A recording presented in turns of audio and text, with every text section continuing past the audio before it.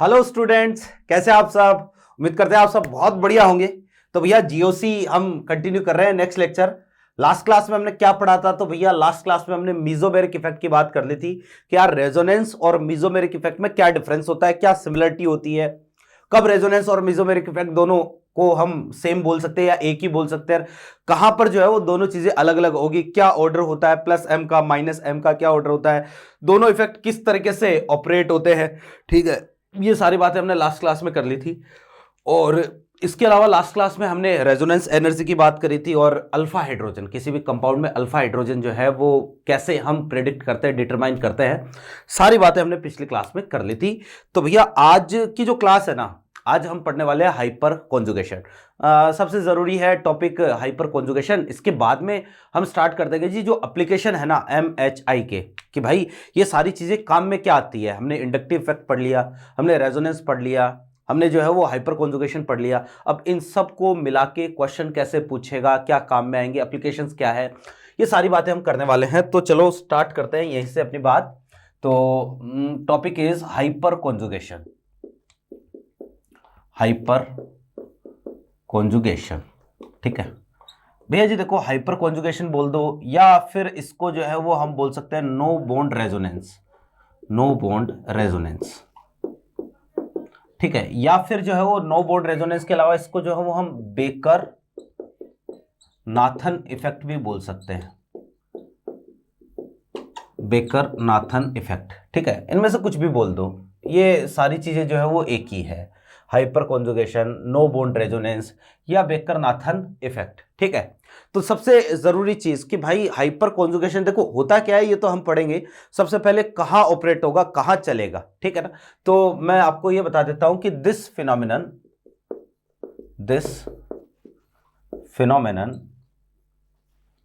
Observed in alkene है ना, या कार्बोकेटायन या फ्री रेडिकल, ठीक है, which have minimum at least one alpha hydrogen, ठीक है। तो कहां ऑब्जर्व होगा, तो ये आपको देखने को मिलेगा जो भी एल्कीन है ना उनमें हाइपर कॉन्जुगेशन हो सकता है, जो कार्बोकेटाइन है उनमें हाइपर कॉन्जुगेशन हो सकता है, और जो फ्री रेडिकल है उनमें भी हाइपर कॉन्जुगेशन हो सकता है। लेकिन ऐसी एल्कीन जिसमें कम से कम एक क्या हो, अल्फा हाइड्रोजन हो, ऐसा कार्बोकेटाइन जिसमें कम से कम एक अल्फा हाइड्रोजन हो, और ऐसा फ्री रेडिकल जिसमें कम से कम एक अल्फा हाइड्रोजन हो। एक से ज्यादा होंगे तो चलेगा, कोई दिक्कत नहीं है, लेकिन हाइपर कॉन्जुगेशन ऑब्जर्व होने के लिए, हाइपर कॉन्जुगेशन चलने के लिए कम से कम जो एक अल्फा हाइड्रोजन तो वहां पर होना ही चाहिए। ये कंडीशन है और ये मस्ट कंडीशन है, ठीक है। अब देखना जरा कि चलो मान लिया अब होता क्या है ना। तो भाई हाइपर कॉन्जुगेशन को हम सिग्मा पाई या पाई सिग्मा सिग्मा कॉन्जुगेशन भी इसको आप बोल सकते हो, है ना। हाइपर कॉन्जुगेशन, ठीक है, is also known as pi sigma sigma conjugation. अब देखो क्या है और ये क्या है, कैसे ऑपरेट होता है, इसको समझने के लिए हम तीनों में एक एक बार जो है वो इसको पढ़ेंगे। सबसे पहले हम एल्कीन में हाइपर कॉन्जुगेशन की बात करेंगे, फिर हम कार्बोकेटाइन में बात करेंगे, फिर फ्री रेडिकल में बात करेंगे। तो सबसे पहले है हमारे पास हाइपर कॉन्जुगेशन इन एल्कीन। हाइपर कॉन्जुगेशन इन एल्कीन में हाइपर कॉन्जुगेशन। देखो जी कि कोई भी ऐसी एल्कीन जिसमें कम से कम जो है वो क्या होना चाहिए, एक अल्फा हाइड्रोजन तो होना ही चाहिए। बिना अल्फा हाइड्रोजन के हाइपर कॉन्जुगेशन कैसे होगा, नहीं होगा, ठीक है। तो एग्जांपल से अपनी बात स्टार्ट करूंगा। CH3 और ये CH डबल बॉन्ड, ये CH2। भैया ये वाला कार्बन क्योंकि डबल बॉन्डेड कार्बन से डायरेक्टली जुड़ा हुआ है ना, तो इस सिस्टम से डायरेक्टली जुड़ा है, तो ये कार्बन कैसा हो गया, ये हो गया अल्फा, ठीक है। और इसके पास आप देखो अल्फा हाइड्रोजन कितने, इसके पास अल्फा हाइड्रोजन है 3। और अगर आप इसकी स्ट्रक्चर को ओपन करके लिखो, तो ओपन करके अगर स्ट्रक्चर को लिखोगे तो कंडीशन ऐसी है, ये H, ये H और ये H और ये अपने पास CH और ये है CH2, ठीक है, ये कंडीशन हमारे पास आ गई। अब देखो जी कि बात ऐसी है मुझे बताओ क्या इसमें कॉन्जुगेशन की कोई कंडीशन है क्या? क्या इसमें रेजोनेंस जैसा कुछ दिख रहा है? Double single double, double single positive, double single negative, ऐसा कोई कॉन्जुगेशन आपको दिख रहा है तो बताओ। इसमें ऐसा कोई सिस्टम नहीं है। चलो ठीक है, कॉन्जुगेशन तो नहीं है, लेकिन इसमें हाइपर कॉन्जुगेशन है। अब यार ये क्या है, तो आप समझना जरा कि कंडीशन क्या है, मुझे बताना कि इस कार्बन का हाइब्रिडाइजेशन कौन सा है। इस कार्बन का हाइब्रिडाइजेशन है जी sp2। इस कार्बन का हाइब्रिडाइजेशन कौन सा है, अभी आप देख रहे हो इस कार्बन का हाइब्रिडाइजेशन है कौन सा, sp3। इसका हाइब्रिडाइजेशन है sp3। और यहां पर इस कार्बन का हाइब्रिडाइजेशन कौन सा है, sp2। ठीक है, तो देखो क्या होगा ना, sp2 हाइब्रिडाइजेशन होता है, तो मैंने आपको ये चीज रेजोनेंस में भी बताई है, जब हमने रेजोनेंस स्टार्ट किया था ना तब मैंने बताई थी कि sp2 हाइब्रिडाइजेशन होता है तो तीन तो इसके पास sp2 हाइब्रिड ऑर्बिटल होंगे, एक ऐसे, दूसरा ऐसे, तीसरा ऐसे, तो तीन तो होंगे sp2 हाइब्रिड ऑर्बिटल। जैसे इसको आप यूं समझ सकते हो कि हमारे पास जैसे ये मॉडल है, ठीक है ना, तो तीन तो है sp2 हाइब्रिड मतलब sp2 हाइब्रिड ऑर्बिटल। जैसे कंडीशन ये है, आपको दिख रहा होगा ना, जैसे मान लो ये वाला बॉन्ड और ये वाला बॉन्ड और ये वाला, ये तीनों बॉन्ड तो क्या है, एक ही प्लेन में है। फिर जो इसके पास क्या होता है ना कि भाई जो p ऑर्बिटल है, एक होता है p ऑर्बिटल कार्बन के पास, तो p ऑर्बिटल होगा ऐसे प्लेन के परपेंडिकुलर, है ना, एक लोब ऊपर एक लोब नीचे। तो ये हमारे पास sp2 हाइब्रिडाइजेशन में कंडीशन होती है। तो इस कार्बन में सेम टू सेम ऐसी ही कंडीशन है कि हमारे पास क्या होगा ना, यहां पर इसकी ज्योमेट्री तो कैसी होगी, प्लेनर, ट्राइगोनल प्लेनर, लेकिन इसके पास जो क्या होगा, इस तरीके से एक p ऑर्बिटल जो है वो क्या रहेगा, आप बोल सकते हो कि हाफ फिल्ड या फुल फिल्ड जो p ऑर्बिटल इसके पास, फुल फिल्ड तो नहीं, हाफ फिल्ड, पार्शियल फिल्ड या फिर एम्प्टी p ऑर्बिटल जो है इसके पास मौजूद रहेगा। तो इस कार्बन के पास जो p ऑर्बिटल है, तो देखो जी बात ऐसी है कि ये p ऑर्बिटल है ना, खाली p ऑर्बिटल जो है वो, और दूसरा देखो ये p ऑर्बिटल जो है वो अभी तो इसके साथ क्या कर रखा है, ओवरलैप कर रखा है, इसका p ऑर्बिटल और इसका p ऑर्बिटल दोनों जो है वो क्या है, ओवरलैपिंग में है, तभी तो यहां पर पाई बॉन्ड बना हुआ है। तो अभी तो कंडीशन ऐसी है, मैं पूरा एक्सप्लेन कर रहा हूं, ये दोनों p ऑर्बिटल जो है वो क्या है, ओवरलैपिंग में है। ठीक है भैया, दोनों ओवरलैपिंग में है, लेकिन भाई देखो क्या होगा ना, ये वाला p ऑर्बिटल क्या करेगा, इन सिग्मा बॉन्ड के इलेक्ट्रॉन्स को अपनी ओर अट्रैक्ट करेगा, और जैसे ही अपनी ओर अट्रैक्ट करेगा तो ये वाले पाई बॉन्ड के जो इलेक्ट्रॉन है, देखो इन दोनों के बीच में क्या हो जाएगी, ओवरलैपिंग हो जाएगी, और ये वाले सिग्मा बॉन्ड के इलेक्ट्रॉन जो है वो इस p ऑर्बिटल के साथ ओवरलैप करके यहां पर क्या कर लेंगे, पाई बॉन्ड बनाएंगे, और इस पाई बॉन्ड के इलेक्ट्रॉन जो है वो इस p ऑर्बिटल के अंदर शिफ्ट हो जाएंगे। ठीक है, तो हमारे पास कंडीशन ऐसी आएगी, मैं इसको क्लियरली जो है पूरा एक बार लिख देता हूं, क्योंकि इतना ज्यादा डेप्थ में आपको लास्ट में केवल एक लाइन ध्यान में रखनी है कि हाइपर कॉन्जुगेशन क्यों चलता है, और ये चीज एनसीईआरटी की ही है। मैं एक चीज बता देता हूं भैया, एनसीईआरटी के पीछे जो क्वेश्चंस दे रखे हैं ना, उनमें आपको एक स्टेटमेंट वाला क्वेश्चन मिलेगा, है ना, अब या तो शायद एनसीईआरटी में मिल जाएगा या एनसीईआरटी एग्जाम्पलर में मिल जाएगा, कहीं तो क्वेश्चन दे रखा है। ठीक है, तो क्या हाइपर कॉन्जुगेशन चलने का कारण क्या है, तो कारण यही है भैया कि जो p ऑर्बिटल होता है ना, वो नियरेस्ट कार्बन हाइड्रोजन बॉन्ड के सिग्मा बॉन्ड को अपनी तरफ क्या कर लेता है, अट्रैक्ट कर लेता है ना।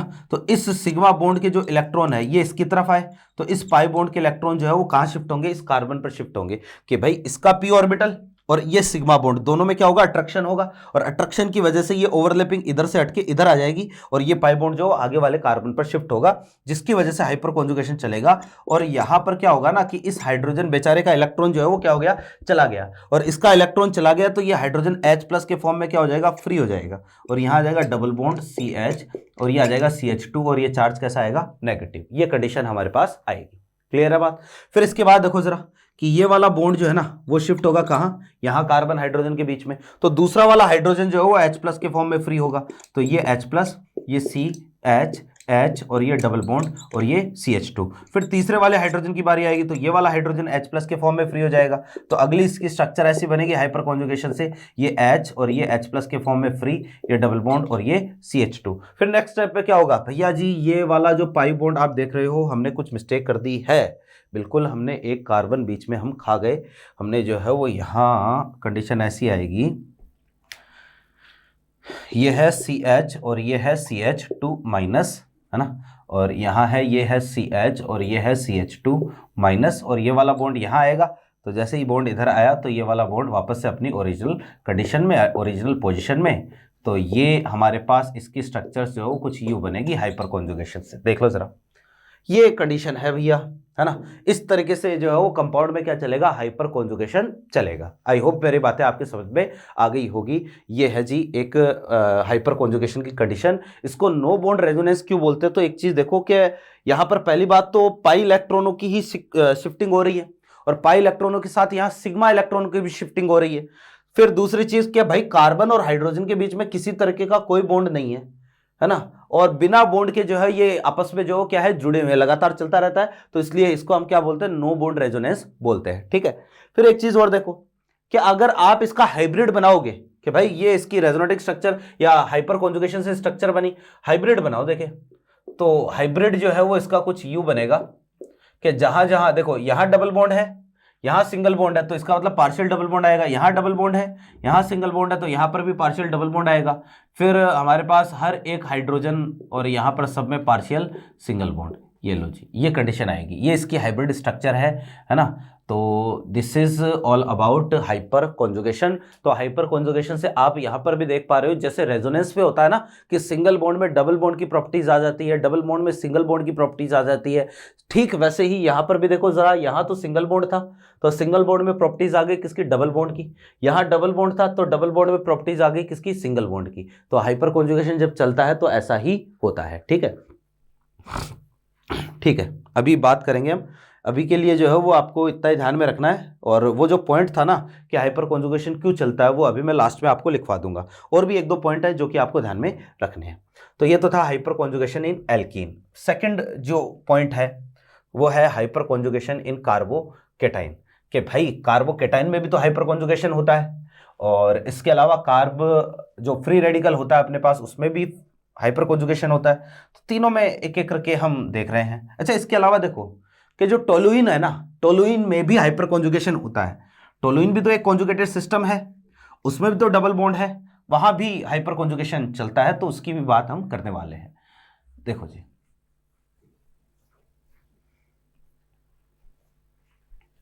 तो next is hyper conjugation in carbocation, second point.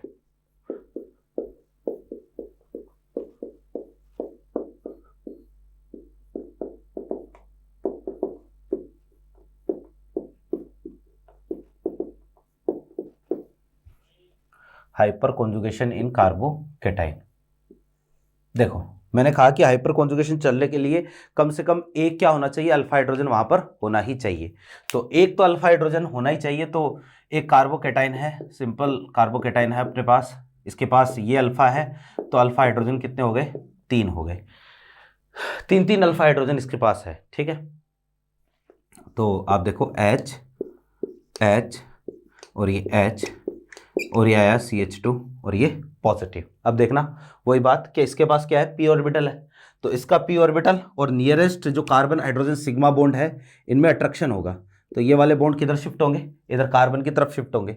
जैसे ही शिफ्टिंग होगी तो अपने पास जो है वो इसकी स्ट्रक्चर ये बनेगी H, ये डबल बॉन्ड और ये CH2 और यहाँ पर क्या आया H+। ठीक है, ये कंडीशन आ गई। फिर भैया देखो जरा कि ये बॉन्ड है, ये वाला बॉन्ड इधर शिफ्ट होगा, तो H और ये CH2। ठीक है, फिर नेक्स्ट स्टेप में जो है वो ये वाला बॉन्ड है, तो ये इधर शिफ्ट होगा, तो H डबल बॉन्ड और ये CH2 और ये क्या है H+।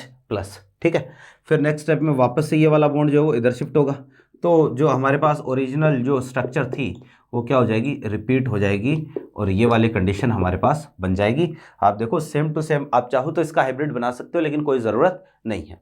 तो यहाँ पर कार्बोकेटाइन में हाइपर कॉन्जुगेशन ऐसे चला। अब देखो एक चीज़ कि यार हाइपर कॉन्जुगेशन से क्या हो रहा है ना, कि अगर मॉलिक्यूल पर चार्ज है तो उस चार्ज का डिस्ट्रीब्यूशन हो रहा है, ठीक वैसे ही जैसे कि रेजोनेंस में होता है ना। तो क्योंकि चार्ज का एक तरीके से डिस्ट्रीब्यूशन होता है, और चार्ज का जब भी डिस्ट्रीब्यूशन हुआ है तब तब स्टेबिलिटी क्या हुई है, इंक्रीज ही हुई है। तो यहां पर स्टेबिलिटी क्या होती है, इंक्रीज होती है। कार्बोकेटाइन की स्टेबिलिटी भी इंक्रीज होगी, एल्कीन की स्टेबिलिटी भी इंक्रीज होगी, और ऐसे ही फ्री रेडिकल की स्टेबिलिटी भी क्या होगी, इंक्रीज होगी। हम फ्री रेडिकल को भी एक साथ यहीं पर देख लेते हैं। तो हाइपर कॉन्जुगेशन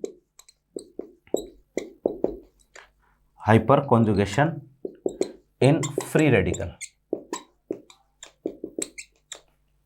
ठीक है, hyper conjugation in free radical. देखो जी भाई, बात ऐसी है, फ्री रेडिकल में हाइपर कॉन्जुगेशन हमें देखना है तो यूँ समझना कि जैसे CH3 और ये CH2 फ्री रेडिकल, ये कार्बन क्या है, ये है अल्फा कार्बन, ठीक है। तीन तीन अल्फा हाइड्रोजन है, सेम टू सेम ऐसी ही कंडीशन है। तो ये हाइड्रोजन, ये हाइड्रोजन, ये हाइड्रोजन और ये है CH2 और ये फ्री रेडिकल। आपको पता है एक बॉन्ड बनाने के लिए कितने इलेक्ट्रॉनों की जरूरत है, 2 इलेक्ट्रॉनों की जरूरत है। तो एक इलेक्ट्रॉन तो इस वाले कार्बन का, एक इलेक्ट्रॉन आएगा भैया इधर इस कार्बन का, और यहां इस बार हाइड्रोजन जो होगा ना वो H फ्री रेडिकल के फॉर्म में फ्री होगा, ना कि H+ के फॉर्म में फ्री होगा।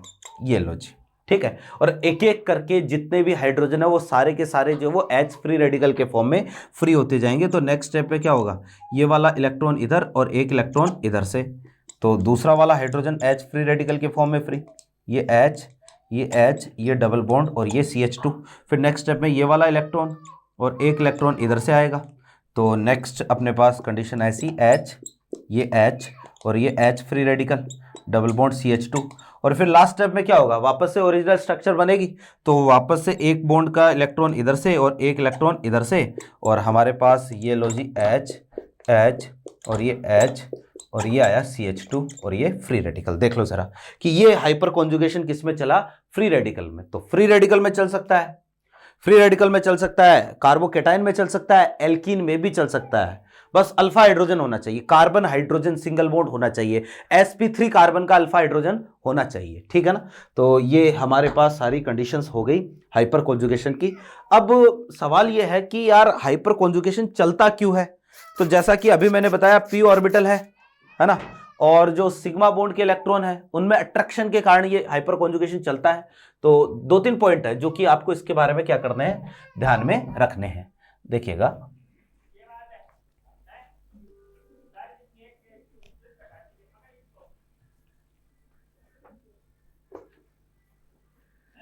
हाँ जी,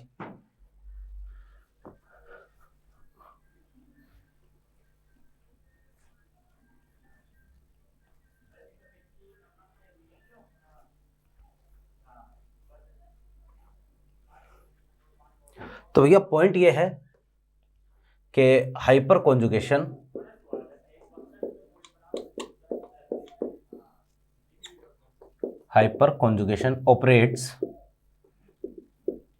operates due to attraction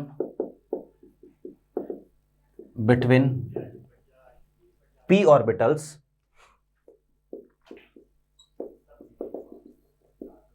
of sp2 hybrid carbon and nearest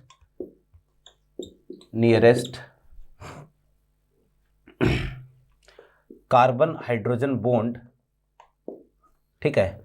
ये C alpha H alpha bond कर देता हुआ ना, अल्फा कार्बन। यहां अल्फा को मेंशन करना इसलिए जरूरी है क्योंकि जो नियरेस्ट कार्बन है ना, जिसकी हम अल्फा की बात कर रहे हैं वो sp3 हाइब्रिडाइज होना चाहिए, है ना। तो C alpha H alpha bond या nearest sigma bond electrons, sigma bond electrons of, ठीक है, C alpha H alpha bond. तो हाइपर कॉन्जुगेशन क्यों चला, क्योंकि इनके बीच में क्या हुआ, अट्रैक्शन हुआ। अब देखना जरा कि यार अगर मान लो कहीं पर p ऑर्बिटल नहीं है, क्योंकि हाइपर कॉन्जुगेशन में p ऑर्बिटल का बहुत बड़ा रोल होता है कि p ऑर्बिटल और इलेक्ट्रॉनों के बीच में अट्रैक्शन हुआ। अब कहीं पर p ऑर्बिटल है नहीं मेरे भाई, और p ऑर्बिटल नहीं है तो इसका मतलब वहां हाइपर कॉन्जुगेशन नहीं चलेगा, है ना। तो यहां पर नेक्स्ट पॉइंट ये है कि भाई जैसे कार्ब एनाइन है, अब कार्ब एनाइन में हाइब्रिडाइजेशन होता है कौन सा, sp3, और कार्बन के पास 4 ऑर्बिटल होते हैं, चारों के चारों हाइब्रिड ऑर्बिटल होते हैं, चारों के चारों sp3 हाइब्रिड ऑर्बिटल होते हैं। तो p ऑर्बिटल अगर नहीं है वहां हाइपर कॉन्जुगेशन नहीं चलेगा। तो कार्ब एनाइन में हाइपर कॉन्जुगेशन नहीं चलता है, क्यों, क्योंकि वहां पर जो है उसके पास p ऑर्बिटल होते ही नहीं है ना। तो नेक्स्ट पॉइंट मैं लिखूंगा कि भाई carbanion, in carbanion hyper conjugation does not observed due to absence of due to absence of p orbitals. ठीक है, तो p ऑर्बिटल नहीं होने की वजह से कार्बोनाइन में हाइपर कॉन्जुगेशन नहीं चलता है। ठीक है, फिर एक चीज और देखो कि यार हाइपर कॉन्जुगेशन से कितनी रेजोनेटिक स्ट्रक्चर या कितनी स्ट्रक्चर्स बनती है। क्वेश्चन ऐसा भी आ सकता है कि एक कंपाउंड दे दिया और बोलेगा कि इसमें हाइपर कॉन्जुगेशन चल रहा है, इससे कितनी स्ट्रक्चर्स बनेगी। तो आप यू देखो जरा कि जैसे मान लो इस कंपाउंड में हाइपर कॉन्जुगेशन चला तो इससे कितनी स्ट्रक्चर बनी, ये 1, ये 2, ये 3। अब पहली और लास्ट वाली तो दोनों क्या है, आइडेंटिकल है, दोनों एक ही है, तो किसी एक को ही शामिल करेंगे। फिर यहां पर जैसे ये था तो इससे कितनी बनी, 1, 2 एंड 3, ये दोनों तो कैसी है, सेम ही है। तो आप देखो कि इसके पास अल्फा हाइड्रोजन भी कितने हैं, 3 है, इसके पास भी अल्फा हाइड्रोजन कितने हैं, 3 अल्फा हाइड्रोजन है। तो हाइपर कॉन्जुगेशन से कितनी स्ट्रक्चर बनेगी कि भैया 3 तो बनेगी। इससे अलग कि भाई जो गिवन स्ट्रक्चर है उसको छोड़कर कितनी बन रही है, 3 बन रही है, और इसको इंक्लूड करते हुए कितनी बन रही है, इसको इंक्लूड करते हुए 4 बन रही है। ये वाली तो हम शामिल थोड़ी ना करेंगे, क्योंकि पहले को शामिल कर दिया तो लास्ट को शामिल करने की जरूरत नहीं है, क्योंकि दोनों क्या है, आइडेंटिकल है। तो यहां पर 2 तरीके की लैंग्वेज मिलेगी आपको क्वेश्चन में कि एक तो हाइपर कॉन्जुगेशन से कितनी स्ट्रक्चर बनेगी। तो मैंने कहा कि 2 तरीके की लैंग्वेज यहां पर आपको मिल सकती है। एक तो भाई मेन स्ट्रक्चर को, जो गिवन स्ट्रक्चर है उसको इंक्लूड करते हुए, दूसरा गिवन स्ट्रक्चर को एक्सक्लूड करते हुए। ठीक है, तो एक को तो इंक्लूड करना है, दूसरे को एक्सक्लूड करना है, और दोनों में जो वो आंसर अलग अलग जाएगा। देखना जरा,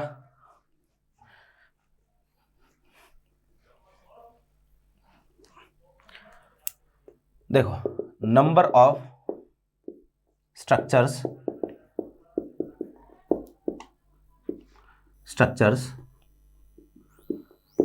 फॉर्म्ड बाय हाइपर कॉन्जुगेशन।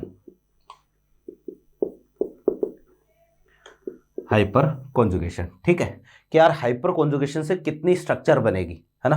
तो ये अपने पास है भाई including main given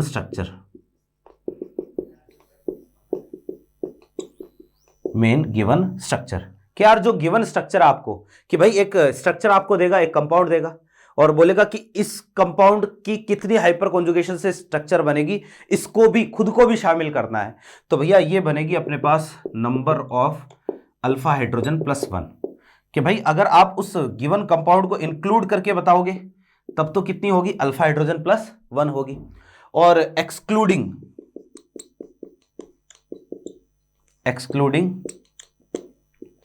main given structure, क्या उसको एक्सक्लूड करके अगर आप जो है वो देखोगे तो ये होगा नंबर ऑफ अल्फा हाइड्रोजन। ठीक है कि भाई उस स्ट्रक्चर के अलावा, जो गिवन स्ट्रक्चर है ना, उसके अलावा कितनी स्ट्रक्चर बनेगी उसको एक्सक्लूड करके, तो जितने अल्फा हाइड्रोजन होंगे उतनी स्ट्रक्चर बनेगी। ठीक है, तो ये हो गया हमारे पास हाइपर कॉन्जुगेशन की सारी बातें। अब इसमें एक पॉइंट और डिस्कस कर लेते हैं, वो है हाइपर कॉन्जुगेशन इन टोलुइन, कि यार अगर टोलुइन में हाइपर कॉन्जुगेशन होता है तो वो कैसे ऑपरेट होगा। मैंने कहा ना टोलुइन में भी हाइपर कॉन्जुगेशन हो सकता है, बेंजीन रिंग पर अगर अल्फा हाइड्रोजन हो, ठीक है, तो वहां पर हाइपर कॉन्जुगेशन पॉसिबल है। देखना हाइपर कॉन्जुगेशन टोलुइन में कैसे चलेगा।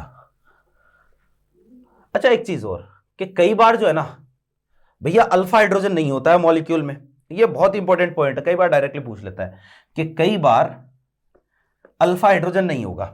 ठीक है, और अल्फा हाइड्रोजन नहीं होगा लेकिन फिर भी हाइपर कॉन्जुगेशन होगा। देखो कैसे, या हाइपर कॉन्जुगेशन जैसी कंडीशन आएगी।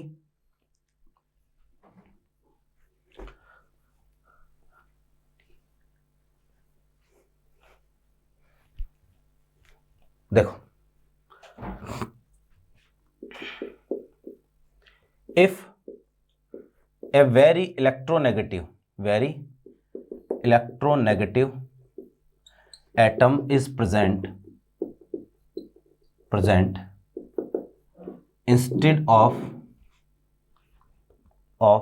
अल्फा हाइड्रोजन, ठीक है, लाइक क्लोरीन, फ्लोरीन। ठीक है भैया, अगर मान लो अल्फा हाइड्रोजन की जगह कोई बहुत ही ज्यादा सेम कंडीशन होगी, अल्फा हाइड्रोजन की जगह क्या होगा, बहुत ही ज्यादा इलेक्ट्रोनेगेटिव, जैसे मान लो क्लोरीन जुड़ा है, अक्सर क्लोरीन के केस में जो है ये आपको क्लोरीन का एग्जांपल ज्यादा देखने को मिलेगा। तो जैसे क्लोरीन जुड़ा है, ठीक है, then reverse hyperconjugation, reverse hyperconjugation minus H effect is observed. ठीक है भैया, देखो जैसे हाइपर कॉन्जुगेशन जो है ना वैसे होता है प्लस एच, और प्लस एच कैसे होता है आप देख लो। अभी हमने 3 जगह हाइपर कॉन्जुगेशन देखा, एल्कीन में देखा, कार्बोकेटाइन में देखा, और फ्री रेडिकल में हमने हाइपर कॉन्जुगेशन देखा। और इन तीनों में ही सिग्मा बॉन्ड के इलेक्ट्रॉन, जो कार्बन हाइड्रोजन बॉन्ड के इलेक्ट्रॉन थे ना, वो शिफ्ट हो रहे थे किसकी तरफ, या तो पॉजिटिव चार्ज की तरफ, या ओड इलेक्ट्रॉन की तरफ, या डबल बॉन्ड की तरफ। तो इन तीनों में ही इलेक्ट्रॉन जो है ना वो दिए जा रहे थे, एल्कीन को, कार्बोकेटाइन को, या फ्री रेडिकल को। इनको इलेक्ट्रॉन सप्लाई किए जा रहे थे, इनको इलेक्ट्रॉन दिए जा रहे थे। और जहां पर भी इलेक्ट्रॉन डोनेटिंग इफेक्ट आता है वो हम बोलते हैं प्लस वाला होता है, पॉजिटिव वाला, जैसे प्लस आई हो गया, जैसे प्लस एम हो गया। ठीक ऐसे ही हाइपर कॉन्जुगेशन भी 2 तरीके का हो सकता है, एक तो प्लस एच होता है, दूसरा माइनस एच होता है।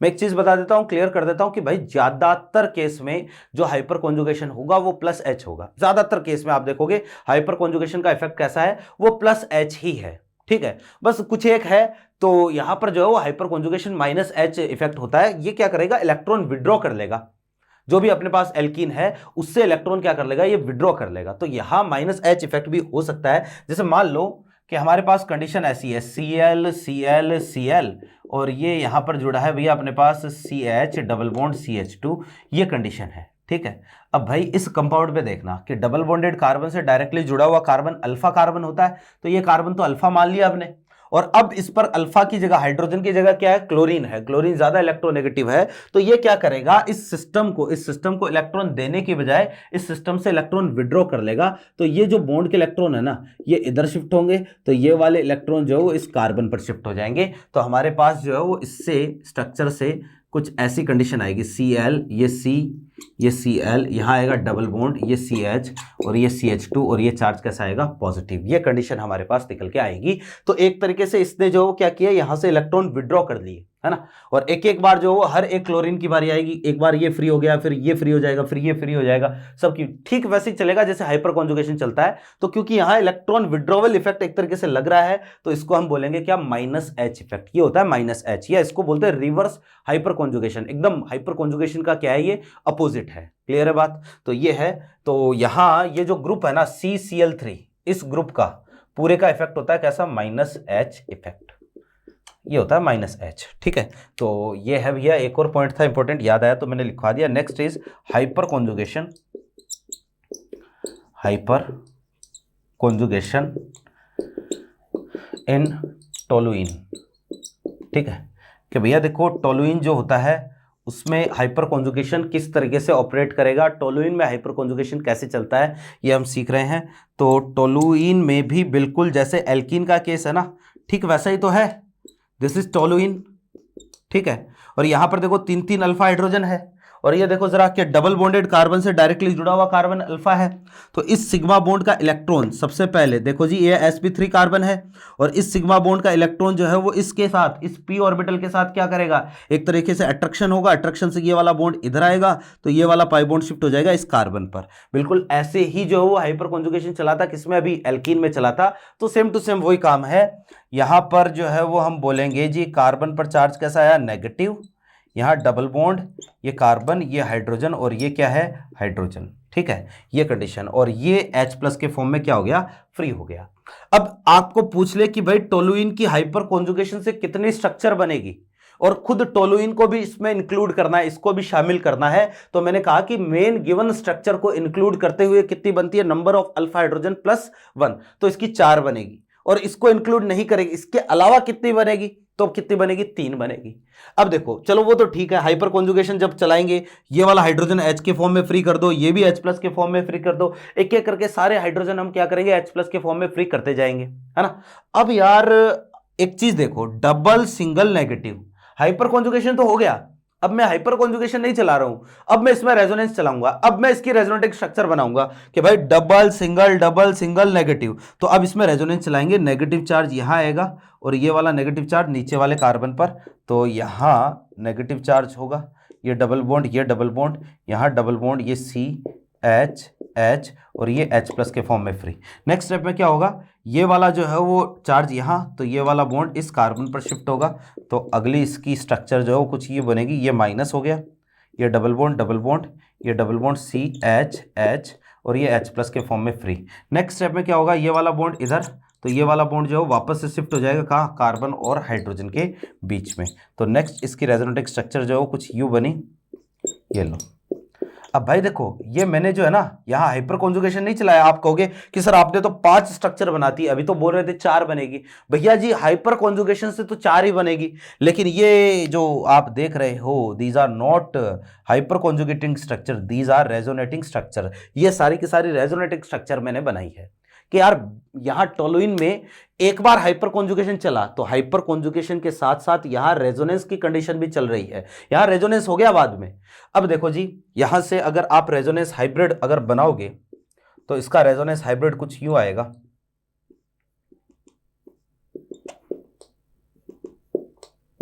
आप देखो कि भाई हर जगह जो है वो पार्शियल, जहां जहां सिंगल बॉन्ड आ रहा है, जैसे यहां पर बॉन्ड नहीं है ना, यहां बॉन्ड नहीं है, यहां पर बॉन्ड है तो पार्शियल सिंगल बॉन्ड। ऐसे ही हम हाइपर कॉन्जुगेशन को जब इंक्लूड करेंगे तो अभी यहां बॉन्ड दिख रहा है, लेकिन ये भी तो हाइड्रोजन कभी ना कभी H+ के फॉर्म में फ्री होगा। यहां पर बॉन्ड दिख रहा है, ये भी तो H+ के फॉर्म में फ्री होगा। तो भैया ये हर एक हाइड्रोजन धीरे धीरे H+ के फॉर्म में फ्री होगा, तो यहां सब में क्या आएगा, पार्शियल सिंगल बॉन्ड आएंगे। ठीक है, फिर इसके बाद देखो जरा, यहां पर सिंगल बॉन्ड है लेकिन यहां डबल बॉन्ड है, तो पार्शियल डबल बॉन्ड, पूरी रिंग में क्या आ गया, partial double bond. Negative charge की बात करते हैं भैया, नेगेटिव चार्ज यहां इस पोजीशन पर है, पार्शियल नेगेटिव लगा दिया, ये लो, क्योंकि इसमें है इसमें नहीं है। यहां पर नेगेटिव चार्ज नहीं है लेकिन यहां है, तो यहां पर पार्शियल नेगेटिव लगा दिया, यहां पर नेगेटिव लगा दिया पार्शियल। हर एक हाइड्रोजन पर चार्ज आ जाएगा पार्शियल पॉजिटिव और ये पार्शियल पॉजिटिव। इस तरह की कंडीशन आएगी। एक चीज देखना कि जब टोलुइन में हाइपर कॉन्जुगेशन चला तो बेंजीन की वही ऑर्थो और पैरा पर जो है वो नेगेटिव चार्ज आया, प्लस H इफेक्ट, ज्यादातर प्लस H ही होता है, माइनस H होगा तो यहां पर भी जो है वो कैसा आ जाएगा, जैसे मान लो Cl लगा है तो माइनस H होगा, तो इन्हीं पोजीशन पर पॉजिटिव चार्ज आ जाएगा, है ना।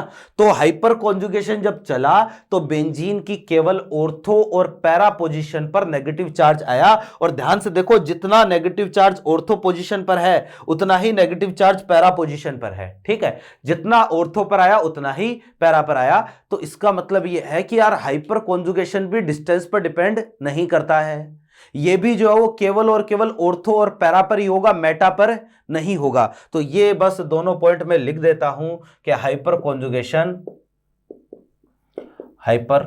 Conjugation observed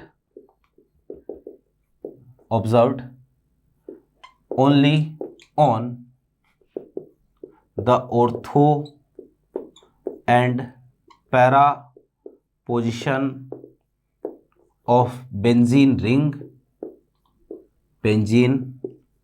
ring with equal extent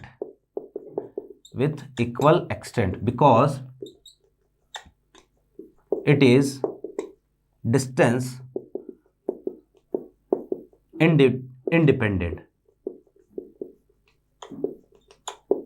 ठीक है, क्योंकि ये क्या होता है, डिस्टेंस इंडिपेंडेंट होता है। केवल और केवल कहां कहां देखने को मिलेगा, ऑर्थो और पैरा पर देखने को मिलेगा। और जितना ऑर्थो पर होगा ना उतना ही कहां होगा, उतना ही पैरा पर होगा। क्लियर है बात? मेरे ख्याल से मेरी बातें आपकी समझ में आ रही होगी। तो ये तो है भैया अपने पास हाइपर कॉन्जुगेशन के बारे में कि टोलुइन में हाइपर कॉन्जुगेशन कहां होगा, मेटा पर हाइपर कॉन्जुगेशन नहीं होगा, है ना।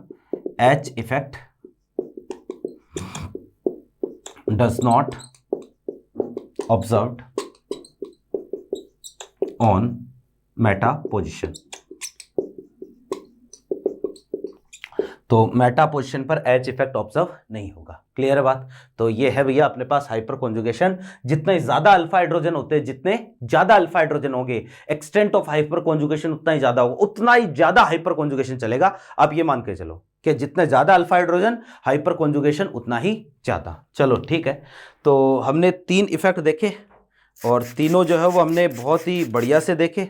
ठीक है, और जो है वो अब हम आते हैं भैया जी चैप्टर के सबसे इंपॉर्टेंट पोर्शन की तरफ, जो है एप्लीकेशंस। ठीक है कि यार जो एम एच और आई इफेक्ट, हमने तीन तीन इफेक्ट देखे हैं, इतने एफर्ट्स किए हैं, 7 क्लास में हम यहाँ तक पहुंचे हैं। अब ये तीनों के तीनों जो है ना वो क्या काम में आएंगे, कैसे इनको अप्लाई करना है, क्वेश्चन कैसे बनेगा, है ना। देखो जी, हालांकि जो है वो बीच बीच में भी क्वेश्चन बनते हैं, जैसे थ्योरेटिकल क्वेश्चन बनते हैं, सारे जो है मैं साथ साथ में आपको बता चुका हूं कि कहां पर कैसे क्वेश्चन बनेंगे। देखो, applications of M H I, next हमारे पास यही टॉपिक है।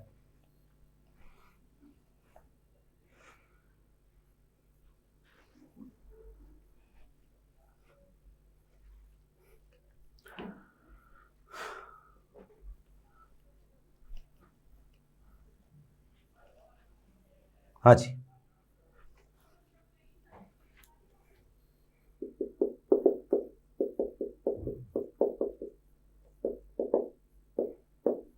Of M H I effect.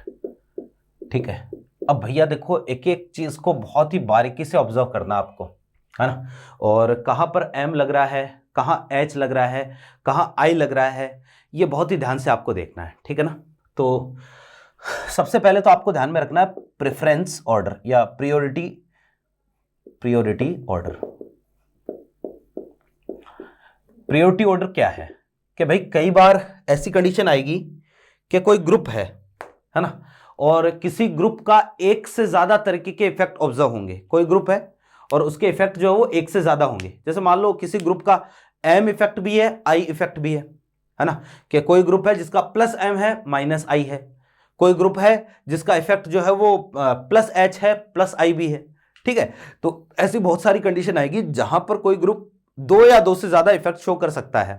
ठीक है, एक तो करता ही करता है, कई बार ऐसी आएगी कि दो भी कर सकता है, तीनों भी कर सकता है ना। हालांकि तीनों वाले जो है वो ऐसा कोई जो है वो नहीं होता है, लेकिन मान लो ऐसी कोई कंडीशन आ गई। ठीक है, तो प्रेफरेंस ऑर्डर ये रहेगा, सबसे ज्यादा प्रेफरेंस हम देंगे एम इफेक्ट को, चाहे वो प्लस एम हो चाहे वो माइनस एम हो। सबसे पहले आप एम को चेक करोगे, एम मीजोमेरिक इफेक्ट को चेक करोगे।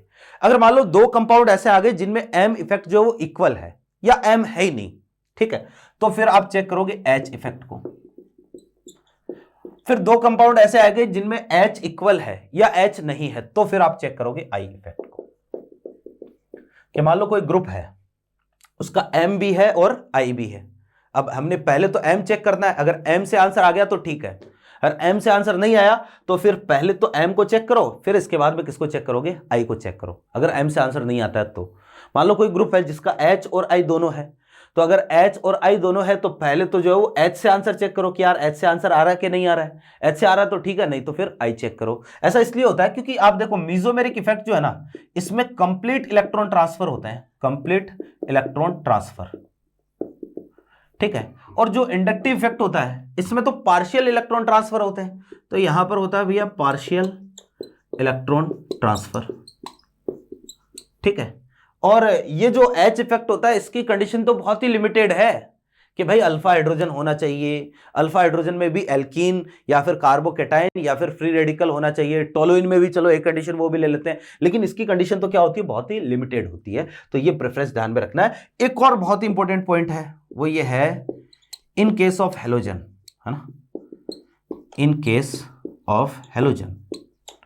तो भैया हेलोजन का केस कहीं पर आए, आप देखो हेलोजन का जो है ना, एक तो इधर तो है कॉन्जुगेटेड सिस्टम, मान लो तो कॉन्जुगेटेड सिस्टम से डायरेक्टली अटैच एटम पर क्या आया, लोन पेयर आया। तो कॉन्जुगेटेड सिस्टम से डायरेक्टली अटैच एटम पर लोन पेयर आया तो इफेक्ट कैसा, प्लस एम। ठीक है, फिर जो है वो इसका साथ ही हेलोजन का इफेक्ट माइनस आई भी होता है। तो भैया हेलोजन के केस में ध्यान रखना माइनस आई प्लस एम पर डोमिनेट करता है, कि हेलोजन जो है प्लस एम से इलेक्ट्रॉन देते हैं लेकिन माइनस आई से इलेक्ट्रॉन क्या कर लेते हैं, खींच लेते हैं। मैंने कहा ना कि पहले एम को फिर एच को फिर आई को चेक करना है। हेलोजन के केस में एम से ज्यादा प्रेफरेंस आपको आई पर रखनी है, एम से ज्यादा हम किसको चेक करेंगे, आई को चेक करेंगे। ओके, तो this is all about priority order. एक और ध्यान में रखो, एक पॉइंट और, कि भाई in case of benzene ring,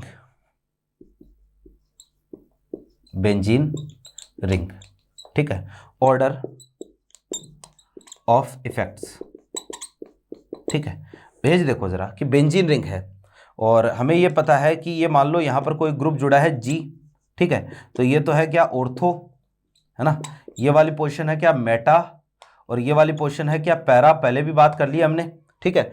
तो होता यह है कि भाई इफेक्ट का ऑर्डर, तो एम इफेक्ट, तो एम इफेक्ट जो होगा वो कहाँ का होगा, ऑर्थो पर होगा और भैया पैरा पर होगा, दोनों पर होगा और दोनों पर बराबर होगा। जो एम इफेक्ट होगा वो बेंजीन की ऑर्थो और पैरा पर ही होता है। कहां का होता है, ऑर्थो पर होता है और पैरा पर होता है, मेटा पर तो एम होता ही नहीं है। तो भैया मेटा पर on meta position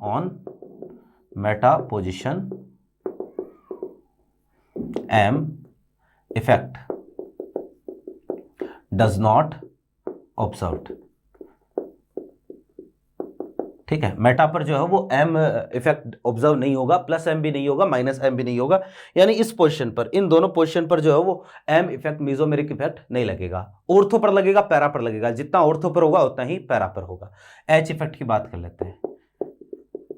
H effect तो ये अभी जस्ट मैंने बताया है, कहाँ कहाँ होगा, ऑर्थो पर होगा और पैरा पर होगा, क्योंकि एम और एच ये दोनों डिस्टेंस पर डिपेंड नहीं करते हैं, तो इसलिए जितना ऑर्थो पर होता है उतना ही पैरा पर होता है। On meta position H effect does not observed, ठीक है। तो एच इफेक्ट जो है वो ऑब्जर्व नहीं होगा। फिर आई इफेक्ट की बात करें तो भैया जो आई इफेक्ट है ना, ये कहाँ होगा, तो आई इफेक्ट जो है ना ये तो डिस्टेंस पर डिपेंड करता है, ये ऑर्थो पर भी होता है, मेटा पर भी होता है और पैरा पर भी होता है। तो ये ऑर्थो पर भी होगा, ये मेटा पर भी होगा और ये पैरा पर भी होगा, क्योंकि ये डिस्टेंस पर डिपेंड करता है। तो सबसे ज्यादा कहाँ होगा, ऑर्थो पर, फिर मेटा पर, फिर कहाँ होगा, पैरा पर। तो ध्यान रखना मेटा पर तीनों में से केवल एक इफेक्ट होता है और वो भी आई, कि यहां पर मेटा पोजिशन पर तीन है ना अपने पास, तीनों में से केवल एक ही होगा और वो कौन सा होगा, आई होगा। बाकी मेटा पर कोई इफेक्ट ऑब्जर्व नहीं होता है। ओके, क्लियर है बात। तो ये है भैया अपने पास। अब देखो जी, अब करते हैं हम स्टार्टिंग एक एक करके, ठीक है, एप्लीकेशंस की। तो इसको तो मैं मिटा रहा हूं, ये एप्लीकेशन पढ़ने से पहले बहुत ही ज़रूरी पॉइंट था, इंपॉर्टेंट पॉइंट था, क्योंकि इनको जो है वो हम काम में लेते हुए ही एक तरीके से MHI जो है वो देखेंगे, इनके एप्लीकेशन देखेंगे। चलो, तो सबसे पहले एप्लीकेशन की तरफ चलते हैं हम, और सबसे पहला एप्लीकेशन है भैया अपने पास डाइपोल मोमेंट।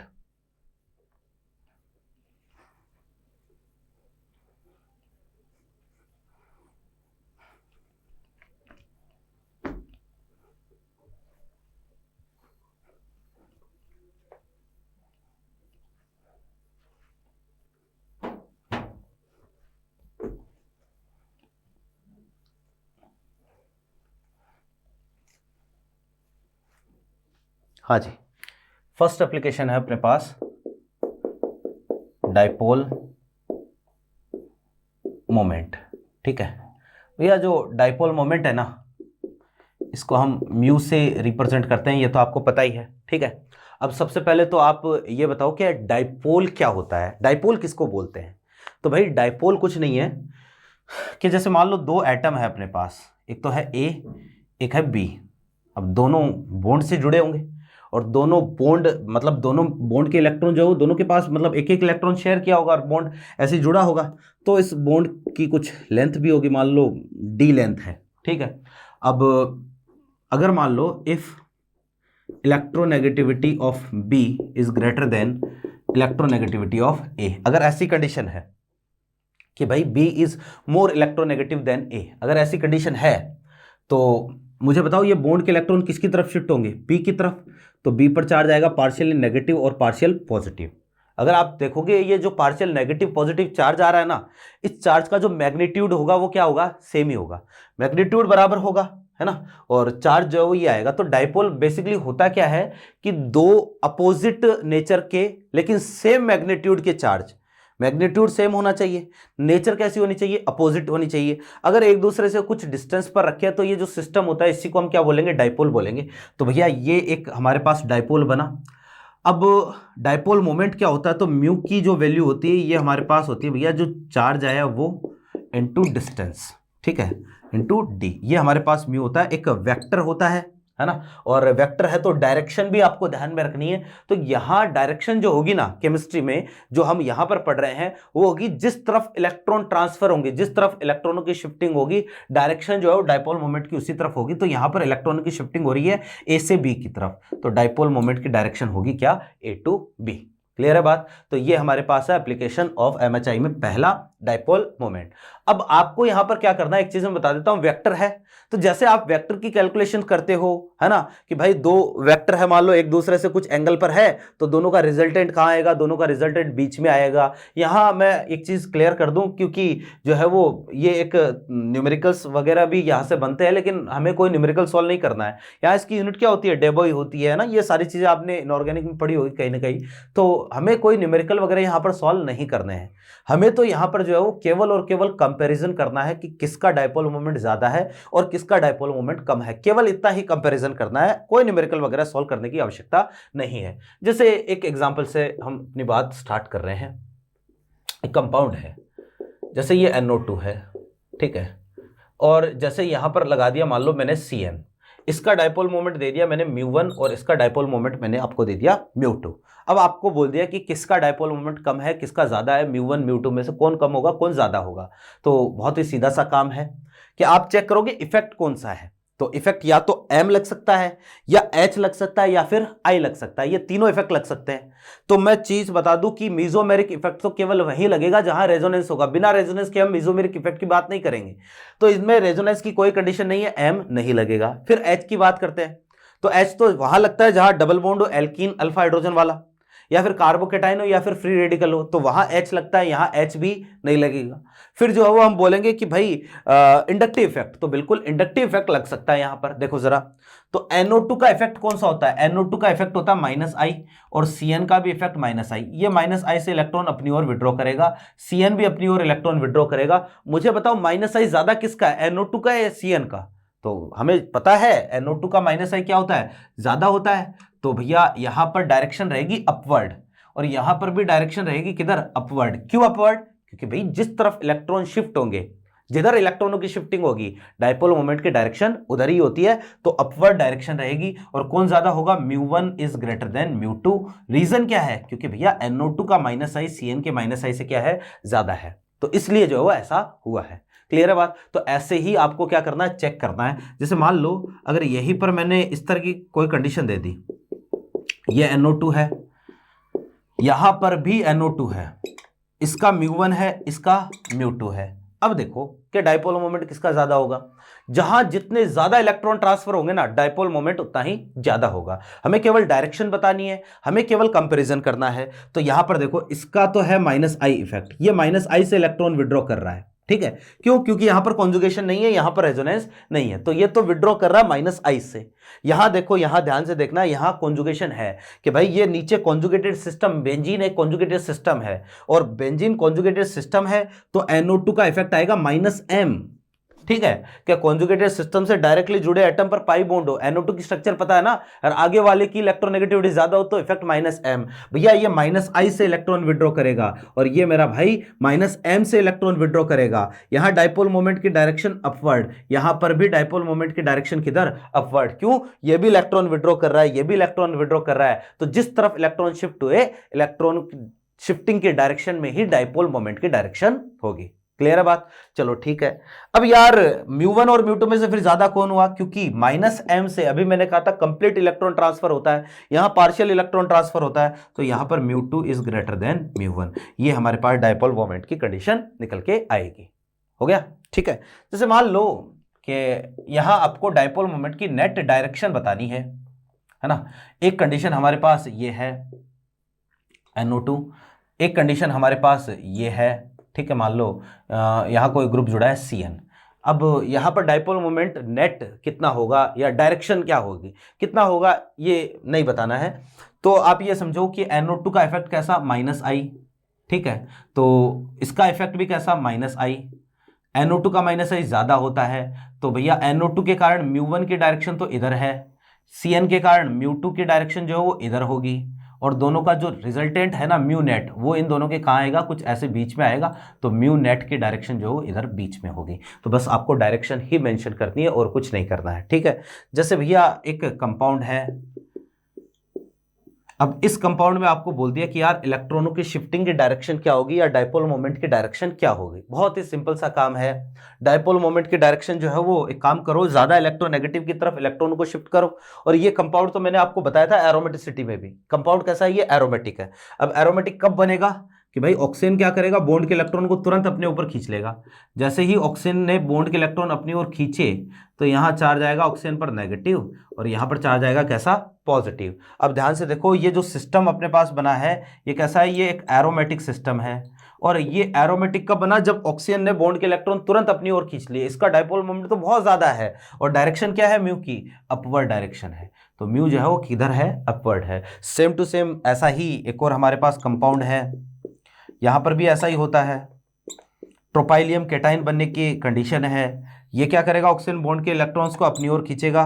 जैसे ही बॉन्ड के इलेक्ट्रॉन इसकी तरफ शिफ्ट होंगे तो हम बोलेंगे यहाँ पर ये आएगा ऑक्सीजन पर चार्ज नेगेटिव, यहाँ पर चार्ज कैसा आएगा, पॉजिटिव। और ये देखो ज़रा ध्यान से, ये वाला पूरा सिस्टम कैसा बन गया है, ये सिस्टम बन गया है जी एरोमेटिक। और एरोमेटिक बन गया तो इसमें भी डायपोल मोमेंट की डायरेक्शन किधर रहेगी, अपवर्ड रहेगी, ठीक है। फिर देखो एक दो एग्जाम्पल और लेते हैं इसके।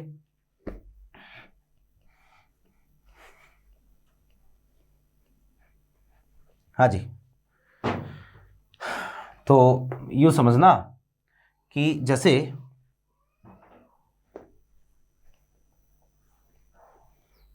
एक कंडीशन है हमारे पास,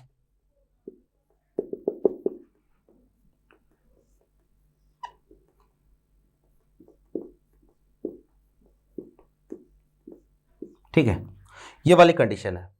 अब आपको बोल दिया कि इसमें डायपोल मोमेंट की डायरेक्शन क्या होगी। जैसे एक और कंडीशन हम लेते हैं,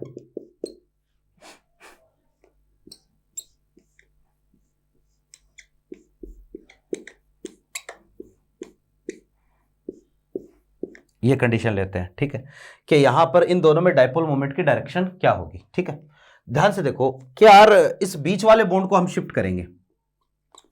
ये वाला बॉन्ड या तो ऊपर की तरफ शिफ्ट कर दें या फिर बॉन्ड को नीचे की तरफ शिफ्ट कर दें। अगर आपने मान लो बॉन्ड के इलेक्ट्रॉनों को ऊपर की तरफ, ऊपर वाले कार्बन पर शिफ्ट कर दिया, तब तो यार कंडीशन ऐसी आ जाएगी, यहां चार्ज कैसा, नेगेटिव, और यहां चार्ज कैसा आएगा, पॉजिटिव। ये कंडीशन आ जाएगी, है ना। और भाई अगर ये कंडीशन आए तो ये देखो ध्यान से, ये भी एंटी एरोमेटिक है और ये वाला देखो ध्यान से, ये भी कैसा बना, एंटी एरोमेटिक। दोनों ही एंटी एरोमेटिक बन गए। और हमें ऐसा कोई काम नहीं करना है जिससे कि मॉलिक्यूल की स्टेबिलिटी क्या हो, कम हो। तो भैया ये तो नहीं होगा, फिर क्या करें। तो भाई एक काम करो आप, कि बॉन्ड के इलेक्ट्रॉन्स को यहां पर आप ऊपर की तरफ नहीं, आप नीचे की तरफ शिफ्ट करके देखो कि जो बीच वाले बॉन्ड के इलेक्ट्रॉन है ना, इनको एक काम कर रहा हूं मैं, नीचे वाले की तरफ शिफ्ट कर रहा हूं, नीचे की तरफ शिफ्टिंग कर रहा हूं। तो जैसे ही आप नीचे की तरफ शिफ्ट करोगे तो यहां पर जो है ये वाली कंडीशन आएगी, ठीक है, ये नेगेटिव, यहां पर पॉजिटिव, और ये, अब ध्यान से देखो ये वाला कैसा बना, ये एरोमेटिक बना, ये भी कैसा बना, एरोमेटिक बना, ठीक है। दोनों के दोनों एरोमेटिक बन गए। और भाई दोनों के दोनों एरोमेटिक बन रहे हैं तो स्टेबिलिटी क्या है, बहुत ज्यादा है। तो यहां पर ज्यादा स्टेबल होने की वजह से यहां पर म्यू की डायरेक्शन क्या रहेगी, म्यू की डायरेक्शन रहेगी किधर, डाउनवर्ड, क्योंकि इलेक्ट्रॉन किधर शिफ्ट हो रहे हैं, नीचे की तरफ शिफ्ट हो रहे हैं। यहां देखो कि भाई बॉन्ड के इलेक्ट्रॉनों को नीचे की तरफ शिफ्ट करो।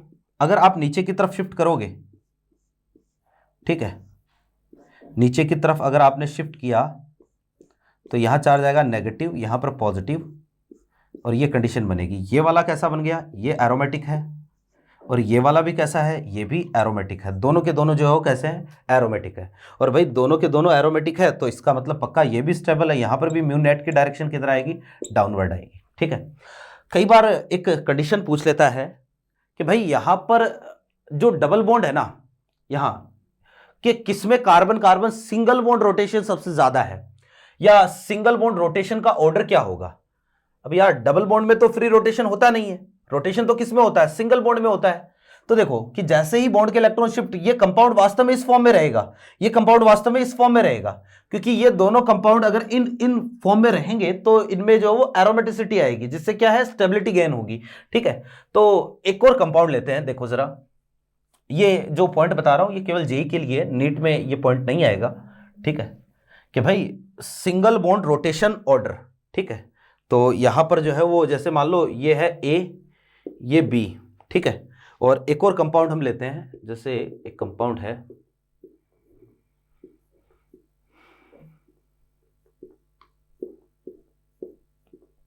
ये, ठीक है, और इसको मैं बोल देता हूं सी। अब यार इसमें आप बॉन्ड के इलेक्ट्रॉनों को देखो किस तरफ शिफ्ट करो, आप ऊपर की तरफ शिफ्ट करोगे तो एक एंटी एरोमेटिक एक एरोमेटिक, नीचे की तरफ शिफ्ट करोगे तो भी एक एंटी एरोमेटिक एक एरोमेटिक बनेगा, ठीक है, जबकि इन दोनों में जो है वो एरोमेटिक और एरोमेटिक बन रहे हैं। तो single bond rotation, single bond rotation order, तो भैया देखो कि इन दोनों में सिंगल बॉन्ड प्रॉपर्टी सबसे ज्यादा है यहां इस बॉन्ड में। तो सिंगल बॉन्ड अगर होगा तो वहां पर रोटेशन क्या हो जाएगा, फ्री होगा, जल्दी रोटेशन होगा। ये आपने जीआई में पढ़ा होगा ना, एक तो जो है वो डबल बॉन्ड होता है, तो डबल बॉन्ड में तो रोटेशन होता नहीं है। अब जैसे मान लो सिंगल बॉन्ड है तो सिंगल बॉन्ड में रोटेशन हो जाएगा, पॉसिबल है। जितनी ज्यादा सिंगल बॉन्ड प्रॉपर्टीज होती है ना, रोटेशन जो है उतना ही ज्यादा होता है। तो यहां पर इन दोनों में से और यहां पर जो है वो डबल बॉन्ड कैरेक्टर ज्यादा रहेंगे, क्यों, क्योंकि एक एंटी एरोमेटिक बन रहा है। तो इसका मतलब इसमें तो रोटेशन सबसे कम है, सी में रोटेशन सबसे कम होगा। फिर इसके बाद में अब कंपैरिजन करते हैं ए और बी में से। अब यार इन दोनों में से कौन सा ज्यादा स्टेबल है, तो आप ये देखो, ये वाली रिंग तो 5 मेंबर की सेम है, ये वाली रिंग जो है ना वो अलग है, 3 मेंबर की रिंग है, यहां 7 मेंबर की रिंग है, ये ज्यादा स्टेबल है। इसका मतलब यहां इलेक्ट्रॉनों की शिफ्टिंग जल्दी होगी, इसका मतलब यहां सिंगल बॉन्ड कैरेक्टर ज्यादा है, और सिंगल बॉन्ड कैरेक्टर ज्यादा है तो इसका मतलब रोटेशन ज्यादा है, सिंगल बॉन्ड में रोटेशन जल्दी होगा। तो यहां पर जो है वो हम बोलेंगे बी, फिर कौन सा आएगा ए। ये हमारे पास सिंगल बॉन्ड रोटेशन का ऑर्डर कई बार पूछ लेता है ना, कई बुक्स में इस तरह का क्वेश्चन जो है वो मिल भी जाता है। चलो जी, ये बात हो गई हमारे पास डाइपोल मोमेंट की। अब देखो कि इसी डाइपोल मोमेंट में एक एल्काइल हैलाइड में जो है ना, आपके एल्काइल हैलाइड वाला जो चैप्टर है हेलो एल्केन है ना, तो उसमें जो है वो एक बहुत ही इंटरेस्टिंग फैक्ट दे रखा है डाइपोल मोमेंट के बारे में। हम उसकी बात यहां पर ही कर लेते हैं, देखना जरा कि क्या होगा, ठीक है। इसी में एक एग्जाम्पल है अपने पास, ये देखो कि यार कंपाउंड है हमारे पास, एक तो जैसे CCl4, ठीक है, एक कंपाउंड है CHCl3, एक कंपाउंड है CH2Cl2, ठीक है, और एक कंपाउंड है CH3Cl, ठीक है। ये 2-3 कंपाउंड हो गए एक तो, ठीक है। फिर एक हमारे पास कंपाउंड है जी CH3F, एक कंपाउंड है CH3Cl, एक कंपाउंड है CH3Br और एक कंपाउंड है CH3I। इन सब में हमें क्या करना है, डाइपोल मोमेंट का ऑर्डर बताना है, म्यू का ऑर्डर बताना है, ठीक है ना। और ध्यान रखना ये दोनों ही एग्जाम्पल बहुत ही ज़्यादा इंपॉर्टेंट है, एनसीईआरटी के लिहाज से भी बहुत ज़्यादा इंपॉर्टेंट है, क्वेश्चन जो है यहाँ से पूछ सकता है। और एक्सेप्शनल केस मान सकते हो, हालांकि हर एक्सेप्शन का अपने आप में एक रीज़न होता है, लेकिन फिर भी जो है वो आपको ये चीज़ें ध्यान में रखनी है। यहाँ देखो जी, इसके लिए स्ट्रक्चर जो है वो आपको पता है ऐसी होती है CCl4 की, ठीक है। और आप देखना कि इन तीनों के लिए इधर म्यू की कंडीशन जो होगी ना वो less electronegative to more electronegative ये होगी। और आप देखना कि भाई इन तीनों का रिजल्टेंट कहाँ आएगा, बीच में, और ये वाला ऊपर है, तो यहाँ पर म्यू नेट कितना हो जाएगा, 0 हो जाएगा, म्यू नेट 0। CCl4 में म्यू नेट कितना, 0। यहाँ आप देखो जरा, इसकी स्ट्रक्चर ऐसी हो गई, ये H हो गया, ये Cl हो गया, ये Cl हो गया, ये Cl हो गया, ठीक है। तो यहाँ पर जो है डाइपोल मोमेंट की डायरेक्शन जो है वो अपने पास कुछ ये होगी, मोर इलेक्ट्रोनेगेटिव की तरफ, ठीक है। ये हमारे पास कंडीशन है। म्यू नेट किधर आएगा, म्यू नेट आएगा भैया जी किधर, डाउनवर्ड, ठीक है, नीचे की तरफ ही होगा, ठीक है ना, क्योंकि इन तीनों का रिजल्टेंट किधर है, नीचे की तरफ, और ऊपर हाइड्रोजन और कार्बन वाले बॉन्ड का भी किधर है, नीचे की तरफ। हालांकि इस बॉन्ड का जो है इतना ज़्यादा कोई फर्क नहीं पड़ता है। फिर यहाँ पर अगर आप देखोगे तो ये हाइड्रोजन है, ये हाइड्रोजन है, ये क्लोरीन और ये क्लोरीन। तो भैया जी यहाँ देखो जी, ये डायरेक्शन इस तरफ, ये डायरेक्शन इस तरफ, यहाँ ये कंडीशन हो गई और ये कंडीशन हो गई। आप चाहो तो रिजल्टेंट जो है वो ओवरऑल निकाल सकते हो, किस तरफ आएगा, बीच में ही आएगा, म्यू नेट भी जो है वो इस तरफ डाउनवर्ड ही आएगा। लेकिन क्लियरली क्योंकि ये 3D मॉलिक्यूल है ना, तो मेंशन कर नहीं सकते हम। यहाँ पर जो है वो आप देखो कि ये Cl है, ये H है, ये H है और ये H है, तो यहाँ पर जो है वो मेंशन कर सकते हो आप, अपवर्ड क्लोरीन की तरफ होगी, ये भी क्लोरीन की तरफ, ये भी क्लोरीन की तरफ और ये भी क्लोरीन की तरफ, ठीक है। ये एक तरीके से हमने जो डाइपोल मोमेंट को इनमें इंडिकेट किया है। तो भैया देखो जरा कि अगर आप इनमें ऑर्डर देखोगे तो यहां पर सबसे ज्यादा ऑर्डर जो है ना, सबसे ज्यादा डाइपोल मोमेंट आपको मिलेगा इसका CH3Cl का। ये ऑलमोस्ट इसका म्यू जो है ये होता है 1.87 डेबोई के आसपास। इसका म्यू होता है 1 अप्रोक्सीमेटली, वैसे तो याद नहीं है, ये 1.08 के आसपास होता है डेबोई, और ये 1.6 के आसपास होता है डेबोई। ठीक है, बाकी एग्जैक्टली जो डेटा आप एक बार देख सकते हो, मैं देख लेता हूँ एक बार डेटा। ठीक है, हाँ हमने सही लिखा है। तो ये हमारे पास जो डाइपोल मोमेंट का ऑर्डर होता है, जो कि ध्यान में रखना है। इन तीनों में हम एक्सप्लेनेशन जो है वो ये दे सकते हैं कि भैया डायरेक्शन से जब आप निकालोगे तो डाइपोल मोमेंट ये आएगा। यहां पर देखना जरा कि होना चाहिए कि भैया CH3F का डाइपोल मोमेंट सबसे ज्यादा होना चाहिए, क्योंकि ज्यादा इलेक्ट्रोनेगेटिव है फ्लोरीन। तो ये क्या करेगा, इलेक्ट्रॉनों को ज्यादा अपनी तरफ खींचेगा। स्ट्रक्चर इसकी कैसी है, sp3 में कैसा होगा, ये एक तरीके से टेट्राहेड्रल होगा, तो फ्लोरीन अपनी तरफ खींचेगा, क्लोरीन खींचेगा। लेकिन भैया यहां पर जो है ना ऑर्डर ऑफ म्यू ये निकल के आता है सबसे ज्यादा CH3Cl, फिर आता है CH3F, फिर आता है CH3Br, और फिर आता है CH3I। अब इसका रीजन ये होता है कि भैया यहां पर कार्बन फ्लोरीन बॉन्ड लेंथ क्या होती है, कम होती है। तो बॉन्ड लेंथ कम होने की वजह से यहां पर जो है ना ये इलेक्ट्रोनेगेटिविटी वाले फैक्टर को क्या कर जाता है, डोमिनेट कर जाता है थोड़ा सा। ठीक है ना, तो ये है डाइपोल मोमेंट का बहुत इंपॉर्टेंट ऑर्डर है, एनसीईआरटी में दिया हुआ है, तो आपको ये चीज ध्यान में रखनी है। ठीक है ना, तो ये है भैया अपने पास फर्स्ट एप्लीकेशन हमने आज देख लिया। क्या क्या पढ़ा, हाइपर कॉन्जुगेशन हमने देख लिया। ठीक है, बेंजीन पर कौन कौन सी पोजीशन पर hyper conjugation, mesomeric effect, inductive effect काम करेगा, ये हमने देख लिया। एप्लीकेशन स्टार्ट कर दिए हैं। कल से नेक्स्ट क्लास से जो है वो हम एप्लीकेशन में इसी को आगे कंटिन्यू करेंगे। Electron density on benzene, bond length कैसे चेक करते हैं, एल्कीन की स्टेबिलिटी कैसे चेक करते हैं, हीट ऑफ हाइड्रोजनेशन कैसे चेक करते हैं, हीट ऑफ कंबशन कैसे चेक करते हैं, सारे एक एक करके सारे एप्लीकेशन जो है वो हम यहाँ पर डिस्कस करेंगे। उम्मीद करते हैं क्लास जो है वो आपके पूरे अच्छे से समझ में आई होगी। भैया जी टेलीग्राम चैनल और व्हाट्सएप चैनल को आप ज्वाइन कर लो, क्योंकि एग्जाम जो है पास आ रही है। मैं बहुत ही इंपॉर्टेंट अपडेट और क्विज जो है वो व्हाट्सएप चैनल और टेलीग्राम चैनल पर जो है वो जल्दी ही शेयर करना स्टार्ट करने वाला हूँ। ठीक है, तो यहाँ से हम मिलते हैं नेक्स्ट क्लास में, तब तक के लिए अपना ध्यान रखें। Thank you.